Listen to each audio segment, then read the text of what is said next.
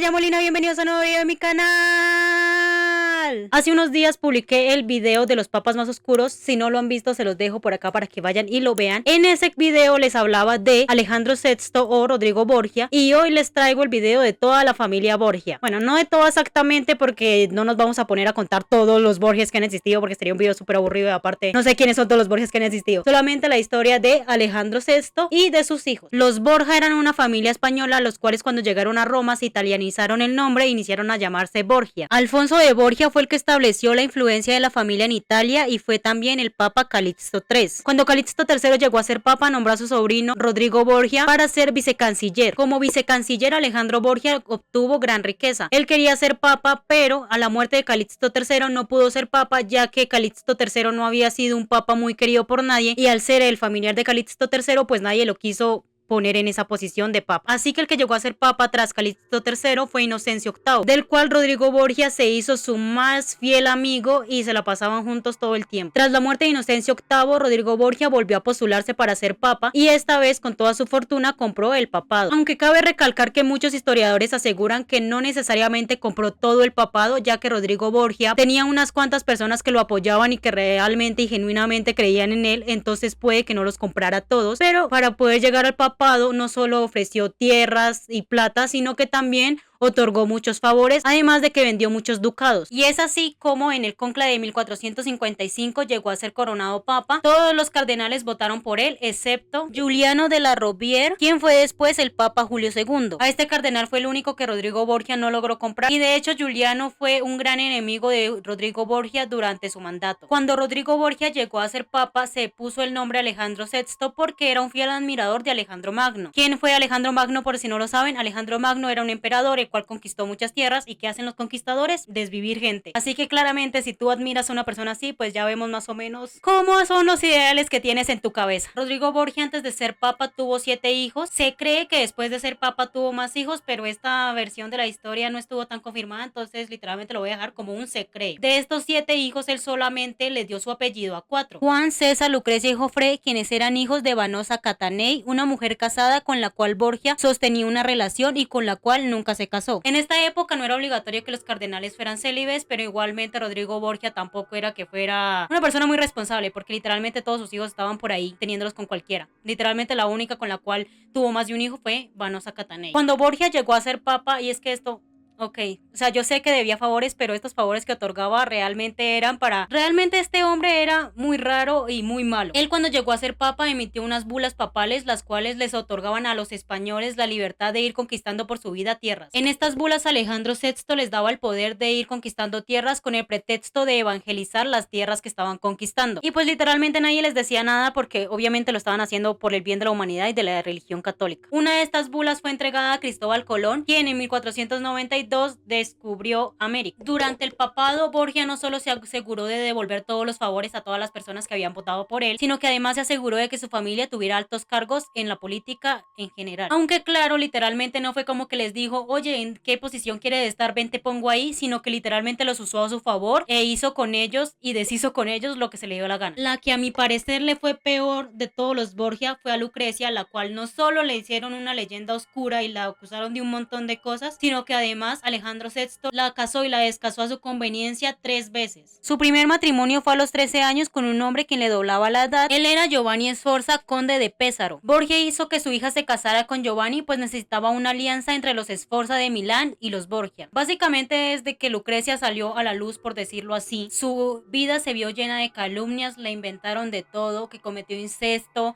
que cargaba un anillo en el cual tenía veneno para poder matar a sus enemigos. De hecho, Víctor Hugo en el siglo XIX, tengan en cuenta que Lucrecia vivió en el siglo XV, Víctor Hugo en el siglo XIX, o sea, no la conocía, la definió como una mujer despiadada, viciosa y maestra en venenos. Era una mujer hermosa, la cual tuvo una vida muy paila y pues de ella no se sabe casi nada, solo lo que se sabe es básicamente las acusaciones y las calumnias que hicieron contra ella y un poco de la vida en general, pero por lo general no se sabe mucho más allá de las calumnias. Pero bueno, mientras Borgia estaba haciendo todo para que su hija Lucrecia se pudiera casar con Giovanni Sforza, los Borgia se enemistaron con otro reino que fueron los Nápoles. Ellos se enemistaron con los Borgia porque estaban enemistados con los Sforza y pues al Rodrigo Borgia emparentarse con los Sforza, al instante ya se volvían sus enemigos también. Así que para calmar las cosas, Rodrigo Borgia decide casar a su hijo Jofré con Sancha de Aragón, hija del rey Alfonso II de Nápoles. Y Juan Borgia fue enviado a España para casarse con María Enríquez, volviéndose duque de Gandía, y a César lo obligó a seguir el camino eclesiástico, por lo que fue nombrado cardenal de Valencia. En esta parte de la historia entra otra de las familias poderosas de la época, que son los Orsini.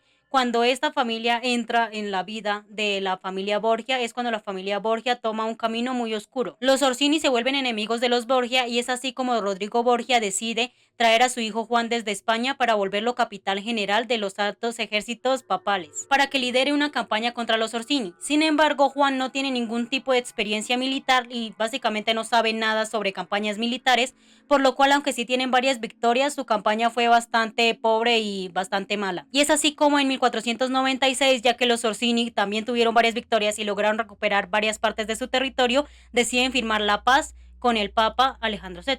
Durante toda esta guerra, César Borgia seguía siendo cardenal en la Iglesia Católica, puesto que a él no le gustaba en absoluto y que no iba con su personalidad para nada. Así que César inició a idearse un plan para poder llegar a ser capitán del ejército en vez de seguir siendo un cardenal. Convenció a Alejandro VI de que la alianza entre los Borgia y los Sforza ya no era necesaria y fue así como hizo que Alejandro VI divorciara a su hija de Giovanni Sforza. Obligaron a Lucrecia a decir que el matrimonio no había sido consumado para que con esto fuera más fácil y posible que se realizara el divorcio. Y es aquí donde la vida de Lucrecia inicia a tener todo este montón de difamaciones, ya que después de que se divorciara fue enviada a un convento para que estuviera ya refugiada, y en este convento resulta embarazada y da a luz a un niño al cual ella llama Giovanni. Y aquí es cuando uno se pregunta, pero si el matrimonio nunca se había consumado, ¿este niño de dónde sale?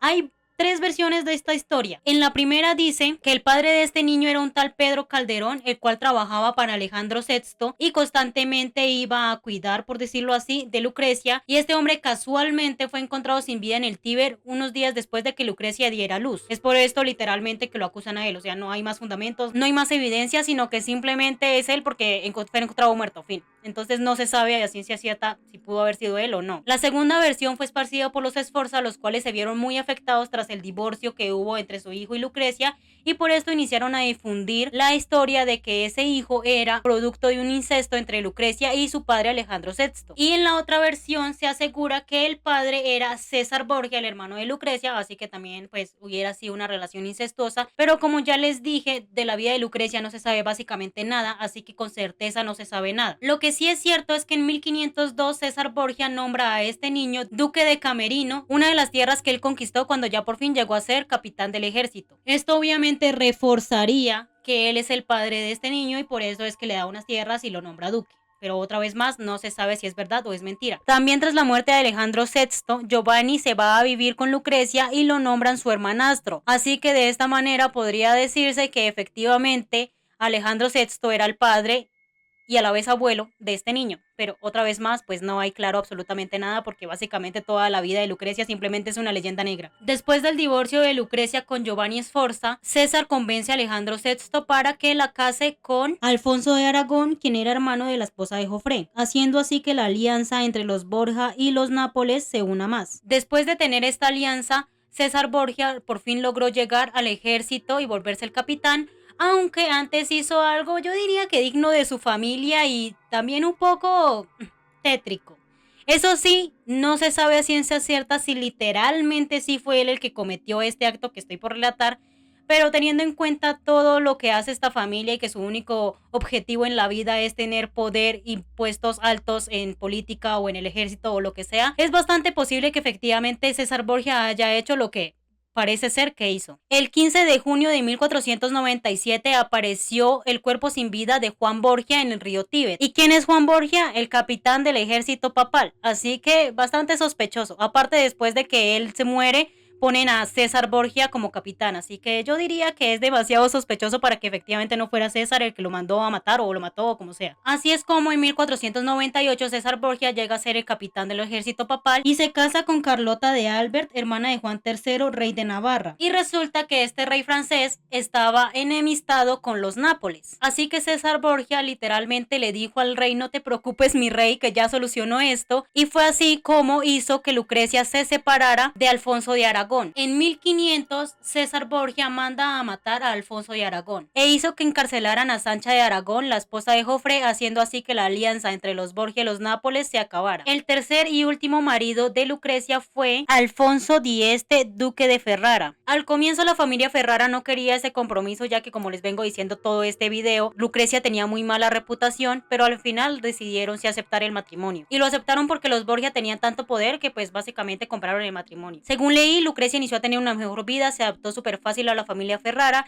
y Lucrecia murió a los 39 años después de haber dado a luz a su 10º hijo. La verdad no encontré qué pasó con Joffre, así que simplemente supongo que siguió su vida soltero sin hacer daño a nadie. Entonces hasta aquí dejaremos la vida de Joffre porque no tengo idea de qué pasó con él. Volviendo a César Borgia, él fue una persona muy cruel, el cual en todas sus campañas militares no tenía ningún reparo en matar a sus enemigos ni en generar intrigas, o sea, era una persona muy mala César Borgia. Se supone que Maquiavelo escribió el libro El Príncipe inspirándose en César Borgia. En 1502 su propio ejército se fue en su contra, pero César Borgia los descubrió antes de que pudieran hacerle algo, los capturó y los juzgó. En 1503 Alejandro VI murió, se cree que fue envenenado sin querer en un banquete en el que él quería envenenar a sus enemigos y pues resultó también envenenado, aunque otros historiadores dicen que aunque sí que es verdad que en este banquete casi todo el mundo se enfermó de forma rara, la muerte de Alejandro VI no fue por esto, sino fue por malaria. Tras la muerte de Alejandro VI llegó a ser Papa Julio II, el cual, como ya les dije antes, era un gran enemigo de la familia Borgia. Así que Julio II capturó a César Borgia y lo mandó a España, donde fue juzgado y encarcelado. Sin embargo, él logró escaparse de la cárcel. En 1506 César Borgia llegó a Navarra, donde su cuñado, a pedirle refugio, y ahí pasó un tiempo bastante bien, su vida siguió normal,